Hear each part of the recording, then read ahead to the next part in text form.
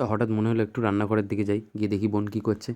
ওরে বাবা! এ তো দেখি পুরো একদম গরম, গরম লুচি তৈরি করছে। বাপরে! ফুলকো, ফুলকো লুচি। এবার তো দেখে আমার হয়ে গেছে। এবার দেখি বাপরে বাপ! কড়ায় আর হাসছে আমার কথা শুনে। আমি তো বলছি, "জানি না তুই এখানে এই করছিস।" দেখি আরে বাবা! ফুলকো, ফুলকো লুচি। এদিকে দেখি বড় মা বেলেই যাচ্ছে। এই তো, এ তো নুনি, এ তো আমার ভাই নুনি। আরে বাবা! লুচি তো ফুলকো লুচি। একটু দেখি কী বানিয়েছে? আরে ছোলার তরকারি শুনছি, এ তো পুরো একদম সেই লেভেলের হয়েছে। মনে হচ্ছে পুরো জল, জল ভাসছে। যাই হোক, ছোলার তরকারি। সাইডে কী রাখা ছিল দেখি। ও এটা বিটুলির দিনের তরকারি। ও আমি খাবো না। যাই হোক, হ্যাঁ, বোন বলছে, "একটু লুচির ভিডিওটা করে নে, একটু ভালো লাগবে দেখতে।" আমি ঠিক আছে লুচির ভিডিওটা করে নিই একটু।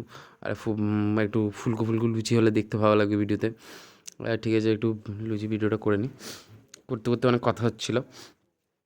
ও দেখি একদম চেপে, চেপে লুচিগুলো ফোলাচ্ছে। যেহেতু ফোলার চেষ্টা করছে একদম যেন ভিডিওতে সুন্দর আসে বলে। যাই হোক, ফোলানোর চেষ্টা। এবার আমি তো নিয়ে চলে এসেছি প্লেটের মধ্যে একদম লুচি ফুচি নিয়ে, একদম ছোলার ডাল ফাল নিয়ে চলে এসেছি একদম। আমি তো ভেবেছি আগেই আমি খাবো, কেননা এত সুন্দর মানে দেখতে লাগছে, মনে হচ্ছে লোভ আর সামলানো যাবে না। যাই হোক, আমি আগে প্রথম বাইট খেয়ে তোমাদের দেখাচ্ছি কেমন হয়েছে। যাই হোক, এটা পুরোটাই আমার বোনের ক্রেডিট, বোন বানিয়েছে। আরে ইয়ার, মুখে তো পড়েছে সেই লাগছে, মনের ভিতরে একদম পুরো একদম আলাদাই লেভেল লাগছে। আরে ইয়ার, কি বলবো। যাই হোক, একটা বাইট নিই। যাই হোক, খেয়ে দেখি। সেই স্বাদ একদম, সেই স্বাদ বলার বাইরে। আরে কিছু বলারই নেই, একদম মানে অন্য লেভেলের লাগছে। যাই হোক, আরেকটা বাইট নিই, তারপরে খেয়ে তোমাদের রিভিউটা বলছি। পুরো অসাম, অসাধারণ। বোনের হাতের রান্না বলে কথা।